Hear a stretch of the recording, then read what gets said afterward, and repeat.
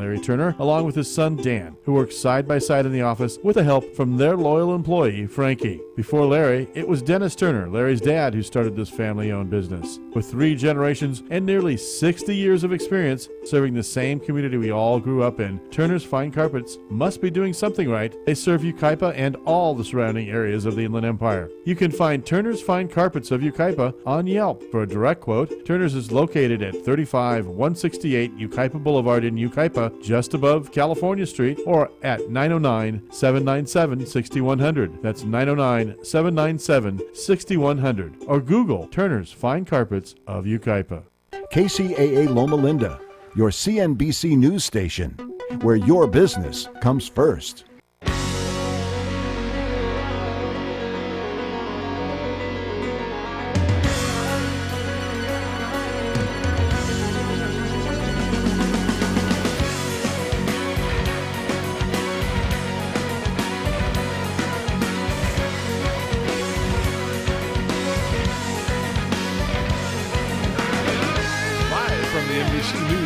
Broadcasting studios of KCAA 1050 AM, 102.3 FM, and 106.5 FM, located in beautiful, sunny California. Thanks for tuning into the Water Zone Show. Good afternoon. I'm Rob Starr, along with, well, it's a gentleman that works with me.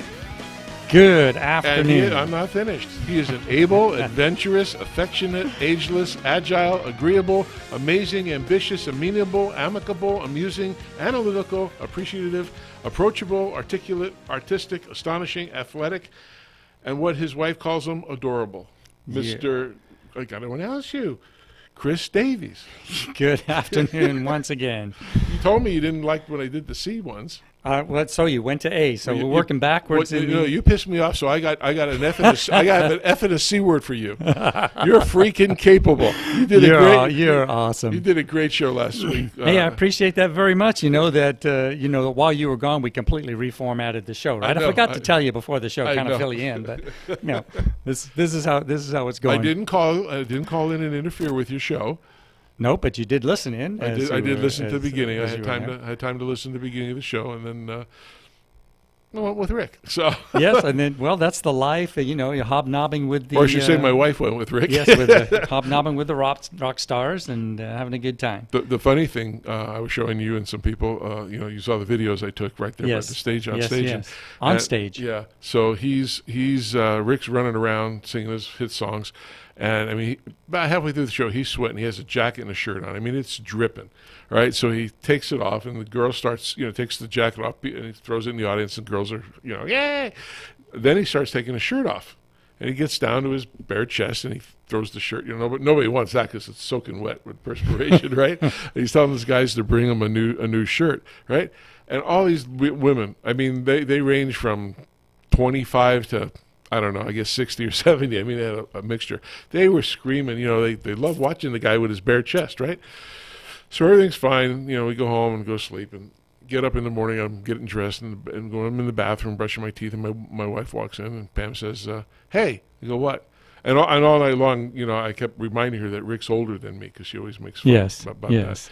And so she says, how come you don't have pecs like Rick? Yes. I go, well, if I was playing out there every single night, I may have that. But well, Rick Springsteen is awful lucky to be able to take Springfield is absolutely lucky to be able to take off his shirt like that at shows and still get 25-year-old. Unbelievable. They were if you had a seat at the concert, you had to stand to see him because every girl was on those chairs, standing up there just looking, screaming. I mean, the guy does great.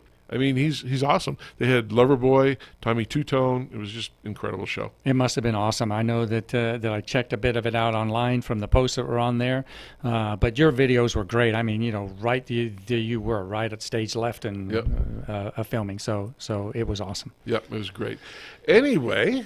Yeah, so here we go. We're in Southern California. We're staying low, staying close to the ground, stay out of the smoke, right? It's tough here in Southern California. They got to put the fires out. There's, and that's a great question. I mean, you and I were talking before, and I want to invite our guest on the show. Yeah. She is the purveyor of Maven's Notebook, Miss Chris Austin. Chris, how are you today?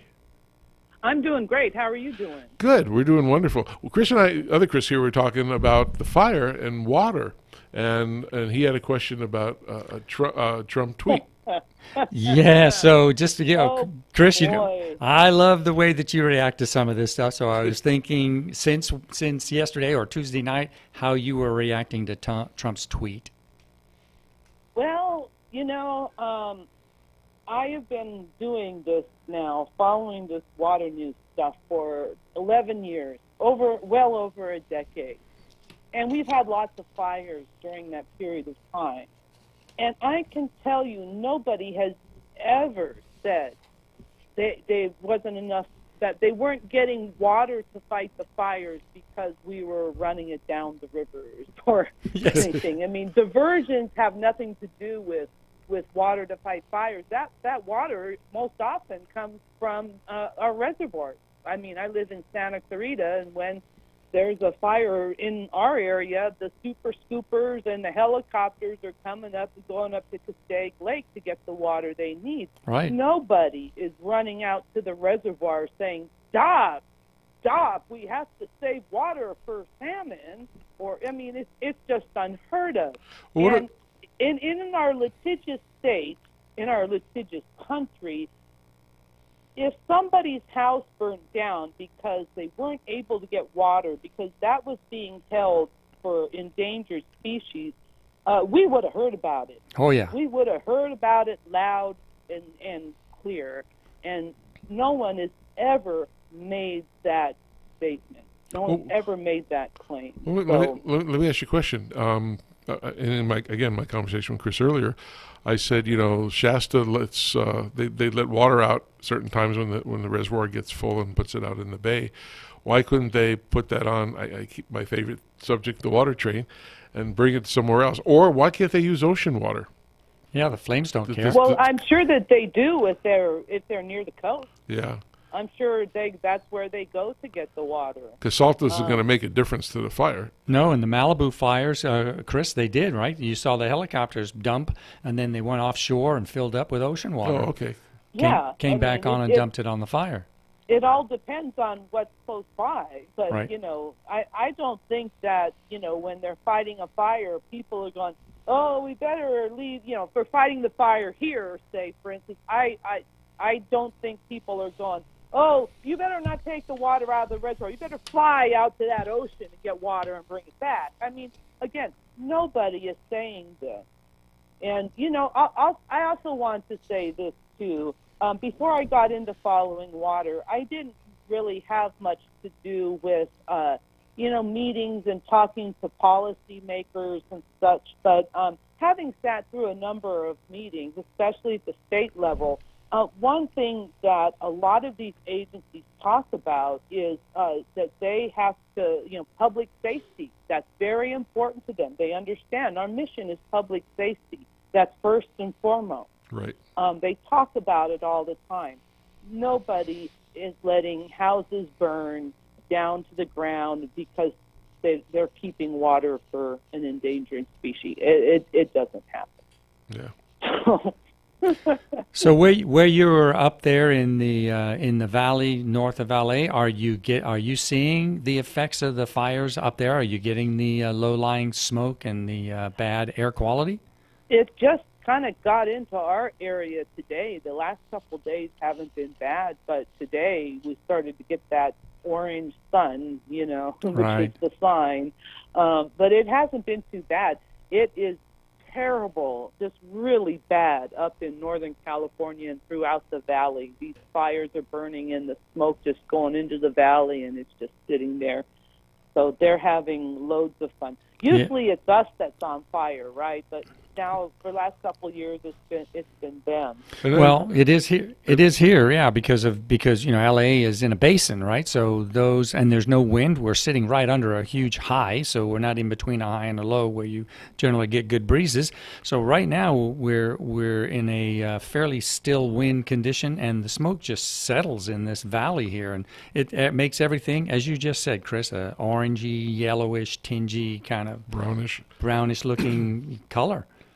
Oh yeah, you can look outside, and once you see that orange sun, you know what's going on. If you live here long enough. You know, they say this. It's a lot of dead trees and things in the fire down here, that what they call the holy fire. And do you know why they call it the holy fire? Yeah, it started. They think it started on the there's a canyon on the Orange County side, and there's a trail called the Holy Trail, and and they arrested the Holy one Jim guy, Trail actually. and they arrested one guy. They did. Yeah. And he didn't show up in court today. Yeah. He refused to get out of his cell. Yeah. Wouldn't matter. They're still going to convict him. Yeah, they caught him on video accusing firefighters of stealing stuff from his house. So, A lot of loons. That way they call it the left coast. the left coast, right? So, well, anyway, for the listeners out here, anybody who's a firefighter and listening, or anyone has a firefighter in their family, a big thanks from the Water Zone show for us for the great work they're doing. And we are very thankful. Yay for first responders. Yes, Right. and especially our hearts and thoughts and prayers for the 8 firefighters up north who lost their life this week. Yeah. They had another one today, so that's really very sad. And now it's that fire up there is the largest in California history. Is that correct, Chris? I think Over 100,000 acres. Yeah, it's huge and very devastating. These fires. I think it was 300,000 acres. Yeah, huge, just massive. Yeah, they said one of them's like the size of L.A., Southern California, in total burning up there, which is a very large area. Yeah. I hear the regulators, another subject here we'll move on, is they're targeting black market marijuana farmers. Yeah, they're trying to get these people out of there. The black market guys. They're going to fight. They're going to fight against the cartels. That could be dangerous. Well, the one thing they do know that some of these marijuana grows up in the mountains are being burnt out. So that'll take care of some of them. But they're really trying. We've legalized cannabis now, so these black market individuals who are not, they're not interested in coming into the legal and to do it legally. They want to continue, apparently, to do it on the black market. So, they're going after these people. They go up into our public lands and they do really terrible things. So we don't want them around. Not the black market people. Right. There was a group in Arizona I had read about a while back, where it's at a state park, and they chase the tourists out of there so they grow the marijuana there, and that's part of the cartel. A state park? A state park. Wow. And that's in Arizona. It may be a county. I may be wrong. It may be a county park, but it's a government-owned park. But people are afraid to go in there because there are people, cartels, actually parading there with guns and guarding their property. It's not their property, but guarding the property they're growing this stuff on.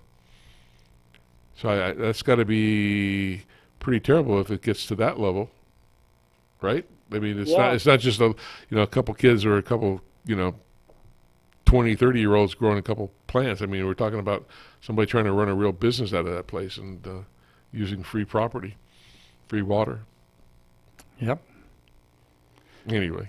Hey, Chris, I got a question for you. So I've been reading about Floodmar, right? So, it's hard for me to understand, even reading through some of the detail in the reports. What is exactly the concept of Floodmar? What is it? What does it mean? It's groundwater recharge, but how does it work? Well, what it is it's an idea that they have to take water, when we have a high water year or even a high water event, to take some of that peak flow off and to put it onto agricultural fields. This would be in the winter when they're not in production, and to flood their agricultural fields to let it sink into the aquifer. It's another way to get some more water into the aquifers. these high flows are one of the probably the few water flows in the state that aren't completely accounted for. In some cases they are, but in most cases there is the opportunity to grab these really high flows. There's a lot of like moving parts to that. For one thing, you just can't throw the water on any field. The geology, the soils beneath the field have to be appropriate. They have to be one that can infiltrate. Some of these fields actually have clay below, and they're not going to, that water isn't going to infiltrate. So you need the right soils. And, they're trying this, if the field is fallow and there's no crop, then it's, then that's one thing. It's not really an issue. But they're trying this on like grapes, which are dormant during that time, and other crops, other permanent crops as well. The farmers are kind of having to be like convinced of this a little bit. Some of them are right on board, and they have no problem with it. Others are kind of like, I want to see how that's going to affect my production in the field, next year. So they're sort of holding back, and, they want to see the results of some studies. But the state is really moving forward on trying to push this concept. So the state has undertaken some of the studies already to see if this is going to work. And they have a workshop where they're going to, talk about all the questions and try to start getting some answers so we can implement this as one of many strategies to recharge of the depleted groundwater basins. Right, so the timing works pretty well because these are pretty much opportunistic events that mostly happen in the wintertime in California when the fields are available for floodwater, for distribution of floodwater. So it's really it's an alternative in addition to percolation basins and recharge basins and groundwater recharge facilities that already exist. Then, right? But you can't yes, you're right. It's an opportunistic thing. Right. You nailed it right there. But you can't do this on any particular farm, right? You have to have it where there is access to an aquifer and have access to pump it out later. Yeah, and infrastructure. Right. I mean, that's another thing. You have to convey the water there. Right. Sometimes, it can't, you need a canal or something. That's another thing that they're looking into.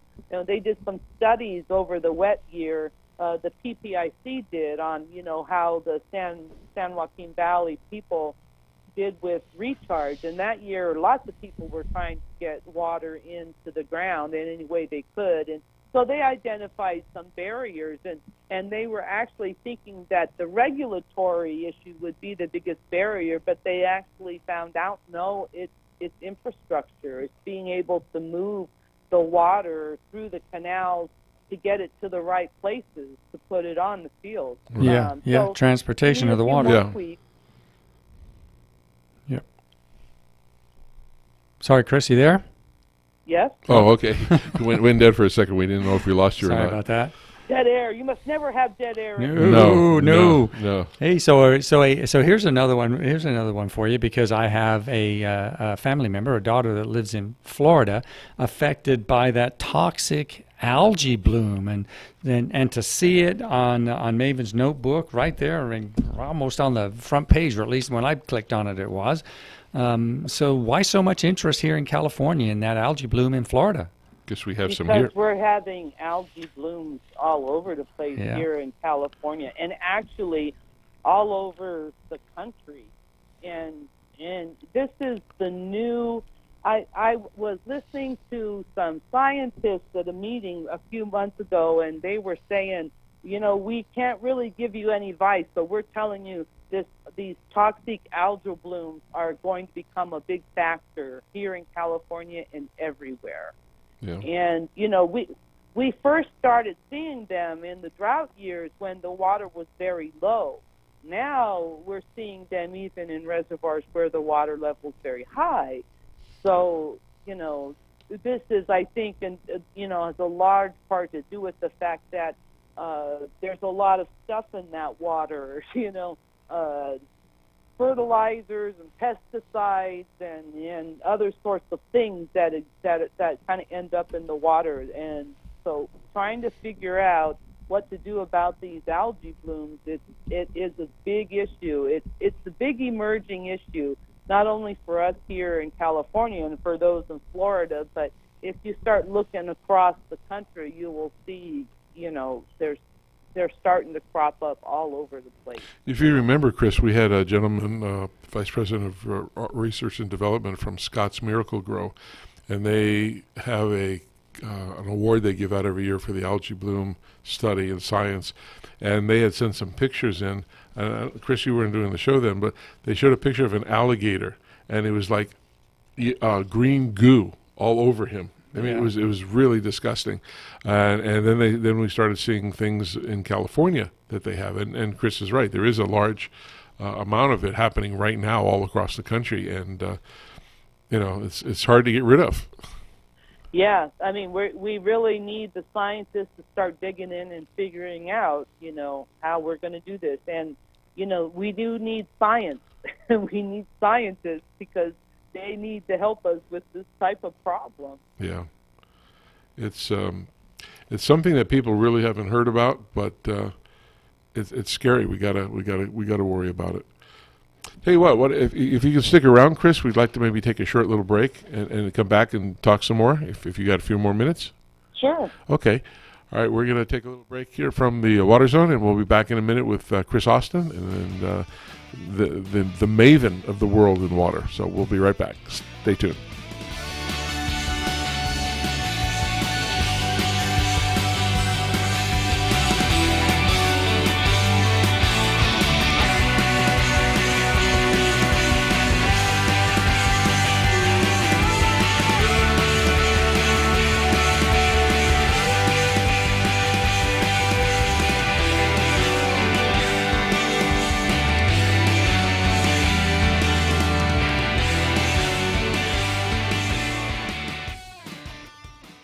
KCAA Loma Linda, 1050 AM, K292FQ Riverside, and K293CF Moreno Valley. If you knew there was a pipe cement that works better than the one you're currently using, is better for you and the environment, and costs the same or less, would you buy it? Well, no-brainer, right? Weldon, the trusted leader in solvent cements for over 60 years, is pleased to introduce a new line of solvent cements that does all that. Introducing the Eco Series line of solvent cements for PVC piping systems. Not only does it work great and set fast, it also has 30% lower solvent emissions and less smelly fumes, a better workplace environment when you're installing pipes. But don't just take our word for it. Eco Series products are the only solvent cements that are Green Seal certified for environmental innovation for effective performance, improved working conditions, and for use with potable water. Now available in a medium-bodied fat-setting blue formula, 905 Eco, and a regular-bodied fat-setting clear formula, 900 Eco. Pick up a can today from your local distributor and see, smell, and feel the difference, just like Joe Sweat, president of Sunrise Irrigation, did. He said, after using Weldon's 905 Eco, we immediately noticed the application was smooth and there was noticeably less odor than other blue solvent cements on the market. The guys love it. To learn more about Eco Solvent Cements from Weldon, visit the website at www.weldon.com or call the Technical Service Hotline at 877-477-8327. That's 877-477-8327.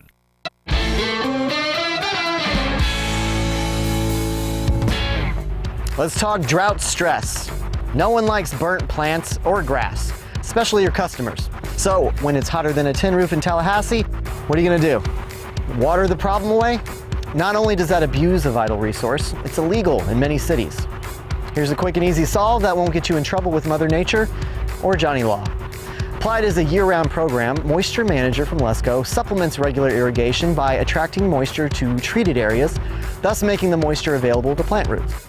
This maintains wettability between waterings and rainfall, allowing soil to accept water as it becomes available, and making the water more accessible to the plant roots.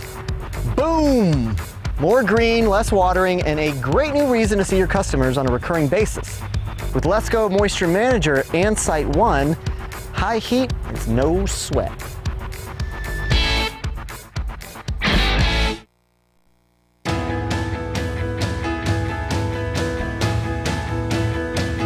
Alrighty, welcome back to the Water Zone Show. Hope everybody's doing good. Couple announcements real quick. Anybody wants to call in and really talk to Chris Austin, more than Chris here and me, she knows a whole lot more than we'll ever know about They water. can talk to us too. Yeah, but if they want real information, I'll get it from Chris Austin. Anyway, you call in, it's 888-909-1050. Or if you're local to the station here, it's 909-792-5222. Just real quick, there's some events happening. One is tomorrow. It's the 12th annual San Bernardino Water Conference, and the event is sponsored by the Baldy View Building Industry Association and the County of San Bernardino. It's going to be at the Doubletree Hotel at the Ontario Airport. Starts about 8:30. And it features government officials, premier water experts, business leaders, community stakeholders, and they discuss solutions to overcome California's water challenge. So that's going to be a big thing. If you want to see more about it, go to www.biabuild.com/water conference. And Chris, are you coming to that? You know, I am. I'm actually down here in Ontario. Ah, should have told me. Just doors down for the event tomorrow. Oh, you should have told us that. And then one more quick thing. On August 22nd, the American Waterworks Association is having a water education seminar. That's going to be held at the Santiago Canyon College in Orange, California. And you can obtain education and get AWWA certified in various courses, such as drinking water regulation, water efficiency and quality, basics of maintenance, cross connections and backflow, water engineering and innovation, and a whole bunch more. And that's on August 22nd. If you want to know about that, go to www.ca-nv-awwa.org. And so we're looking forward to that. Anyway, that's going to be great that you're coming tomorrow. Both Chris and I here will be there. Yeah, so everyone should come to the summit so they can see us. Yes, that would be great. And they can talk to us, and we'll sign autographs if they want. We'll even do it for free this time. And why? Do Because people even get autographs? I thought it's selfies now. no. Well, you know why we're going to do them for free? Why? Because nobody will pay us for the autograph. Because who's going to pay? No one's going to pay. No one's going to pay. yeah, the selfie is the new autograph, right, Chris? I mean, that's that's the way it is now. Oh, yeah, man. I think that's when I used to be cool. If I had cell phones then, boy, there'd be all kinds of pictures. Oh yeah. Well, if people are lucky and they come to the table where Rob and I will be tomorrow, and you're standing by, they can get a 3-for-1, all three of us in one picture. Absolutely. Right? That we would sign. We'll be glad. Yeah, we'll be glad to do that. Yeah, I'm going to come hang out there. Put my business cards on your table. You can do that. Yes, we certainly want that. Anything you want to bring, please do so. Yep, absolutely. Anything? Anything. That's legal. Hey, all kinds of things are legal now. Yeah. I know. That's absolutely. But I don't think our company will believe in some of those things. Yeah. We have these special contracts that we had to sign when we come to work, moral clauses.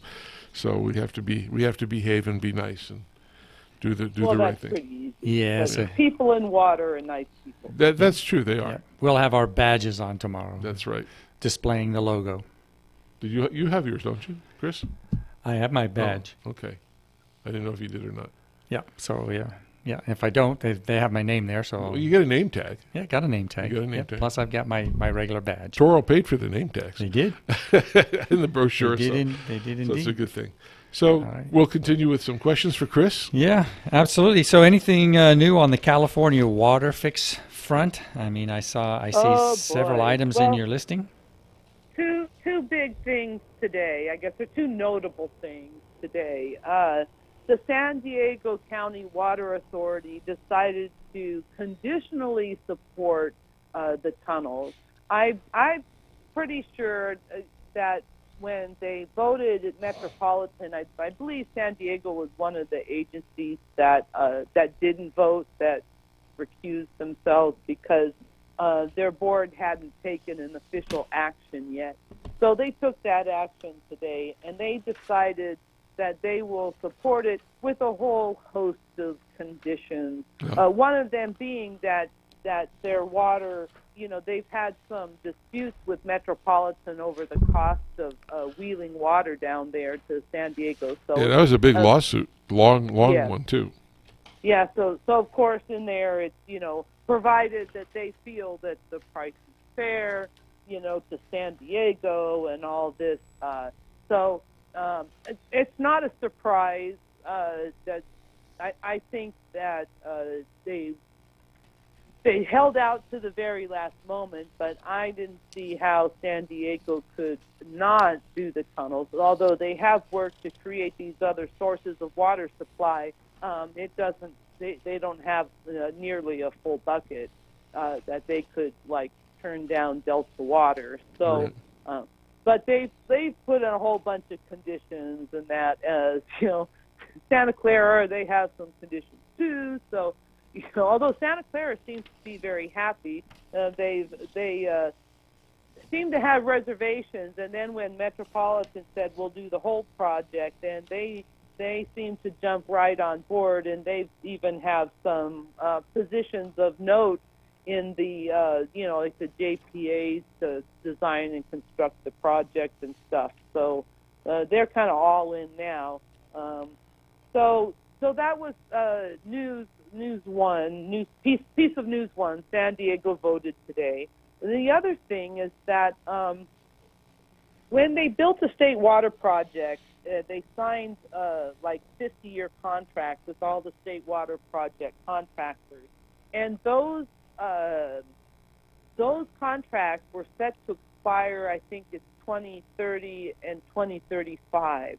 So we're down to about 12 to 17 years out, and this is a bit of a problem in terms of issuing revenue bonds to make changes they need to make. They had a pumping plant up in Northern California burned down.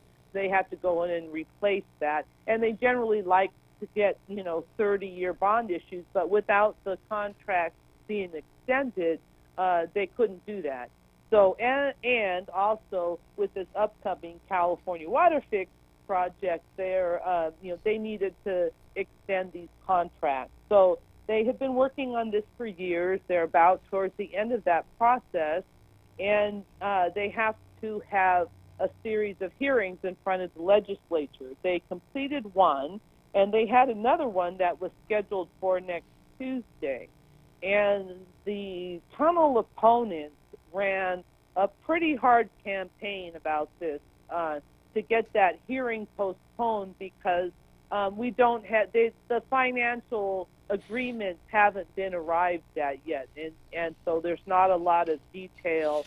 And so they very effectively, by calling their base to call all these legislators, plus a pretty heavy campaign through social media, they apparently got that hearing postponed. They say indefinitely. I'm not so sure it's going to be indefinitely, but they did manage to get that hearing postponed, so it won't be next Tuesday. And they're pretty happy about this afternoon. Well, what do you think is going to happen with the guys from Central California? The lawsuits. The lawsuits about the water fix, the tunnels. Oh well, I mean we're gonna in California water you kind of move into litigation. You have your your environmental review period, and then you approve it, and then you have your litigation period. So there will be litigation. There's no question about it. And you think a judge will issue a stoppage, temporary stoppage to have all these hearings and trials? And at this point, there's nothing to stop. They're going to continue to design. They can have lawsuits, and they can continue to design the project while they're being while these lawsuits are being resolved. Nobody's going to be moving any dirt for. I think they need about 2 more years to sort of design the rest of the project before they're going to get ready to move any dirt. So the litigation will begin, and maybe when it gets to the point where they're ready to move some dirt, then there might be an injunction. I don't know. It depends. Yeah, I think there's a couple of EIRs that are yet environmental impact reports that are yet to come in too that I think need to. Well, with the tunnels, they've kind of got that done. They released a supplemental EIR, which was pretty much just they had refined the project and kind of improved some of the outcomes. Took out some power lines. Changed the alignment a little bit here to avoid that island or that wetland or whatever. Minor changes. But that has been approved. What we're really waiting for now is the State Water Board hearing on the permitting change. And that was on hold for the summer. They started those hearings back up on the 2nd of August. They are in it's a hearing, a quasi-judicial hearing, so people testify, there's cases in chief, and then, everyone puts it on. And they're now in the rebuttal phase, and there may be another phase that comes after that called rebuttal. But we are getting to the end of the hearings and the testimony. I imagine probably, I would say surely by the end of September, and maybe even sooner than that, those hearings will conclude, at least the testimony portion. Then how long for the State Water Board to make a decision? They've given no indication of how long that's going to be. But the goal is, I know, is to get as much, permitted and approved down the line before Governor Brownlee's office at the end of the year. Right. A lot of work to do still. Those guys are busy up there for sure. Yeah, and there's a lot going on. Yeah, I mean, I know everybody's working on something up there, but it just drags, and I guess because with all the transparency things you have to do, and that's a good thing, but it just takes forever and ever and ever and ever, just like the desal plant in Oceanside, 17 years. Yeah, I mean, this goes on, and it goes on in part because the opponents of this project are very smart and very motivated, and if they can find a way to protest, to stop, to impede, then they're very effective at it. So. Yeah, it seems that took a long time down here in Southern California, but there's been lots and lots of talk about salinization in the Delta area, and that seems to just drag on and drag on and drag on, where the Delta seems like a perfect place to pursue desal. Just money. It's all about money. Desal is a thorny thing. It's really expensive water, for one. Yep. And the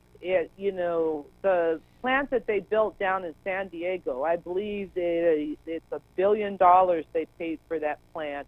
It's 50 million gallons a day it puts out, which equals about 7%, just 7. That's the number 7, one digit there, percent of San Diego's water supply. Right. And, there's a lot of impact for, the desal when they're putting the brine back into the ocean. And, Poseidon does not have a clean record on that. They have experienced some violations at that plant. So it's, desalination is one of a number of things that communities can consider, but it's just not a silver bullet. No, not these days. But I think and a lot of people think in the reports that you read, its time is going to come. I think, right? I mean, as you say, it's expensive. It's expensive because of the cost of the infrastructure to build it in the first place. But that's a sunk cost, right? And the energy to run it. The energy is the issue. So as we talked about when we had a guest on from desal, as the cost of that energy goes down and down and down, especially with the use of more renewable energy, solar, wind, solar, tidal, and things like that. As the cost of that energy goes down, so does the cost of desal. So they're sort of tied one on one. So there'll be a turning point, right, where it'll flip. The switch will flip where it becomes an economically feasible way. It's also a good backup system in case something really happens to our delivery systems. Well, one of the problems with desal plants is that you can't just turn them off and on. If cheaper water's available, you just can't stop production. All these filters get fouled. You have to keep it running. You have to treat desal like the electrical companies have their base units. Desal needs to be the base. So the plant's always running. You always need to buy that water. Will there be more desal in Southern California? Probably. But if we're getting a major portion of our water supply from desal, which would be a large number of plants on the coast, which would be very hard to get past permit. But if we were to get, let's just say, a significant amount of water coming in from desal, we wouldn't be sprinkling that on our lawns. It's going to be too expensive. Right. People should not be thinking that desal is going to save them from having to, watch their water use. Right. You'll find that you'll be watching it more because it's going to be so expensive. I mean, talk to the people in San Diego. They pay some of the highest rates in the state, and they have very expensive water purchases that the San Diego County Water Authority has made. So, well, they take that water and put it into the regular mainstream of water. It's not like recycled water, or let me clarify that, like affluent water, where they have separate lines to bring that to different areas, because you can't mix that together with regular drinking water. Now, some of the things that Orange County is doing with their recycling of water, again, I'll use their term toilet to tap.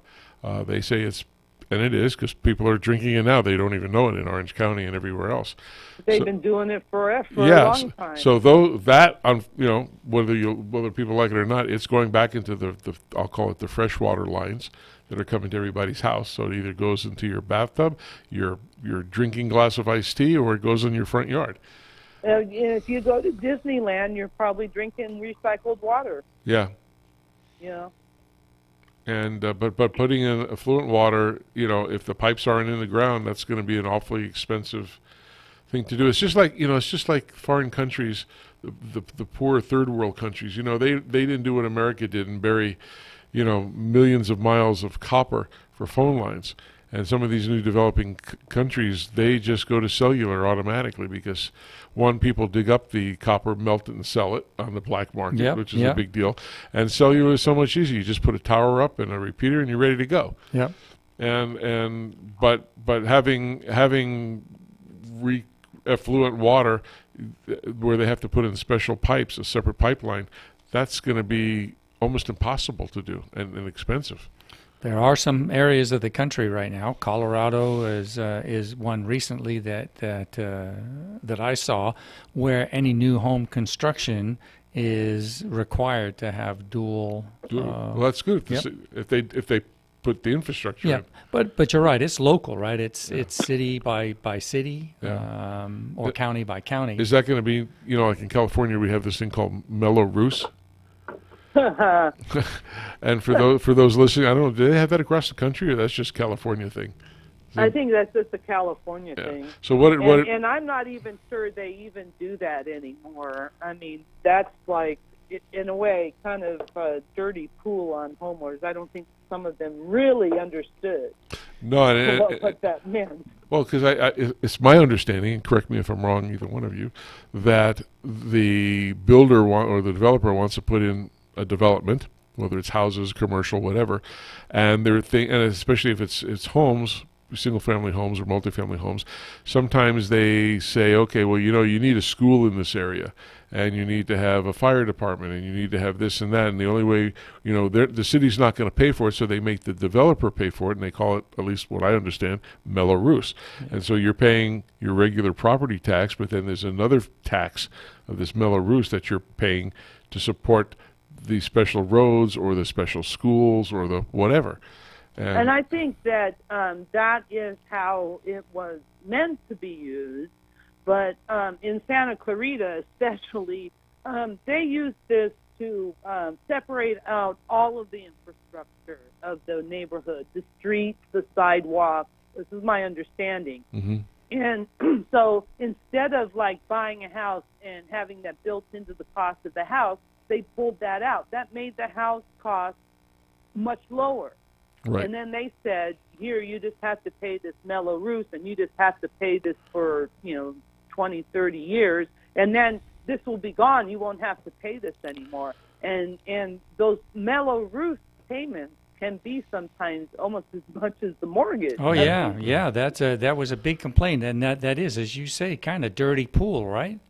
Yeah, I don't think that people quite understood what they were getting into with that. I mean, and when you buy a house, especially a new one, you're really looking at your mortgage, right? What do I have to pay? Mortgage and taxes, the regular taxes, and then in comes this mellow roof on top. Right. Right, and I know a lot of people confused it or misunderstood it for something similar to an association fee or. Yeah, if you live in a gated community or a place where the common areas are provided and your association fees, and that's where that's when they tell you the more people that fill up this HOA, the price will go down; it'll never go up. And a year or 2 years go by, and they jack it up another couple $100, and that's pretty hard because a lot of people can lose their homes, especially people on fixed incomes. What do you I never thought about this, but people at the 55 plus communities, when they go in and they're paying a homeowners association, and say it's got 1,000 people or 1,000 homes up to say 6,000 homes, and that's typical these days. So no, that's fine. My house is a 55 plus community. Oh, well, it is now, but it was a special fee. But what do you do if you're on fixed income and they raise it from $200 to $400 and more, and then they have the right to take you to court and take your house back because you didn't pay your dues? And that's pretty sad. Crooked Jim. Yeah. All right, so I just took a look. Chris, I'm going to ask you another question here because I just took a look at the emails from the Water Zone email, waterzone@toro.com, for those of you who don't have it and want to send us an email with an inquiry. So if you remember last week when we stole the show from Rob, remember that, Chris? We didn't miss when he was dissing us. I wasn't dissing you. We did we miss him, Chris? We did, actually, didn't we? No, you didn't. You guys had a great show. I listened to the show the next day. Yeah. But I did, like you said, I did listen to the opening for the first 5 minutes, and then I went and watched the music. So sorry about that. Went and partied. Yeah. Yeah. Well, I think you made the right decision. So I'm looking at these emails, Chris, and last time we talked a little bit about the MWD, the Metropolitan Water District rebates, right? So a couple of questions came in after the show last week, asking for me to give them a little more information on a part of the Metropolitan Water District rebate program that is labeled or known as the Landscape Transformation Program, right? So I haven't replied to these inquiries yet, but I will after I get a chance to look at it. So correct me if I'm wrong, but I'm considering that part of the Landscape Transformation Program as the turf removal. Is that how you understand it, Chris? Is that the definition of that part of the rebate? Yeah, I do believe, to be honest, I have not looked into, I haven't gone and dug into it a whole bunch. I don't live in metropolitan area, so I don't count. But yeah, it's generally to convert to a less thirsty landscape. And I think that, the idea here is, if you're using your lawn, then it, keep your lawn. Right. But it's the areas that you don't use. Yeah. That I think they really want to target. I don't think people should feel like they can't have grass. I mean, we have a small patch in our backyard. We've had dogs and small kids, and you need a little bit of that. And we need to have grass and parks, public places where people can come and enjoy it.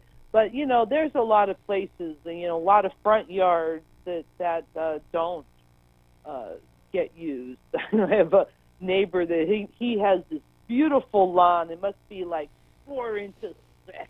You just want to like dive in there and roll around on it. He waters it like twice a day, but you never see him out front. He's one of those people that puts up his garage door, goes inside, shuts the garage door, that's it. He'll come out 2 days later after the weekend. So, that's the kind of lawn that could be something else. And when we talk about lawns being something else, that doesn't mean only cactus. There are alternatives, right? Yeah, there are lots of other plants and things that you can use, flowering things. And there's even some very drought-tolerant varieties of grass coming out these days. I think you were talking about one. Wasn't there a gentleman that put up some grass seeds? So, there are other options, and it doesn't mean that you can't have grass or you can't have a nice lawn. Metropolitan has a really great website, bewaterwise.com. Right. And they have all sorts of examples of plants that you can use. If you go, I know down here in this area, like Chino Basin Water Conservation District, I think they have. They got a great garden there and great tours for that. They have a lot of good things. But I have a question, and this is to both of you. And I always try to be the guy on the other side of the thing. So we went to a meeting after one of the IA shows on conservation and the drought and so forth, and there was a report made that if the government or the water agencies gave more rebates to the farmers in proportion to what they spent for take the grass out, the removal of that they would have saved 10 to, I think I'm guessing maybe 20 to 30 times the amount of water by giving it to the farmers to do something to help with reducing water. The water for turf removal was very small. And then the second part of that is, so everybody takes the turf out and they put in gravel or whatever, and now you're increasing, or if you put in artificial turf, now you're increasing the Earth's temperature. Because the people who complain about climate change, what are you doing? You got more cement, more rocks, more this. So how does that balance? I mean, to me, seeing that one report, I think Ingi Bisconi did that report at this that meeting, and if you could save that much more money or that much more water by spending the same amount of money to do it for the homes, but put it towards agriculture, where you really save tonnage of water, hundreds of acres of feet, I think that's the way to go. But that's just me. Well, part of the thing is, we look at farmers and we say, they use so much water. But, farmers are paying a lot of money for that water. Yes. In most cases, it's the biggest input to their operation. So I think they are very careful with it. And a lot of crops have been converted to drip irrigation. Yes. But not every crop is appropriate for drip irrigation. No, but they can go to smart controllers and other sensors and things of that, or things with drones. And I just think there's a lot more advantage they could do with that and save millions of acre feet of water versus even though it sounds a lot for the homes, residential, I'll have to get that report. I think it's 20 to 30 times more water savings on that way. Yeah. Agricultural versus turf removal. Yeah. Yeah, the problem is that agricultural water conservation, it's not exactly cut and dry. No. In a lot of instances, this water is used and reused before it goes, to waste, if it ever does go to waste. I mean, there's farmers take the tailwater off one field and they put it on another. And in that water that they put on, here's the other thing, that water, irrigation, percolation from irrigation is one way that a lot of these groundwater basins have been recharged. And when you pull that up and now you're just doing drip, you also losing the recharge. Another reason why the groundwater has become so depleted. Right. And if you have salt in your soil, you have to be very careful with the drip irrigation because it's you got to leach the salts out of the soil, keep them away from the root zone. Yeah. Salinity is another big problem. So, it's not as it's unfortunately it's not as cut and dry. And one of the things that I look at, you convert all these lawns over. When we get into a crunch with water supply, it's hardening the demand. Yes. They call it, The next drought that comes and our water gets cut back, if you just can't go out and stop watering lawns, the next cuts are going to be much more harder you're and right. uncomfortable. You're right. Well, we're up against, hey, Chris, we really appreciate you hanging in with us and going through that. And I know I'm antagonistic and I live for chaos every day, according to my wife. But no, I appreciate the inputs from everybody, from both Chris's here. Yeah. And thanks for staying on. We will see you tomorrow. Yeah, we'll see you tomorrow, Chris. And We will see you. To our listeners, don't forget to email us at waterzone@toro.com. And remember, the most important thing you got to do this week and every week is to Think blue. Good night, everybody. KCAA Loma Linda, 1050 AM, 106.5 FM, and now 102.3 FM.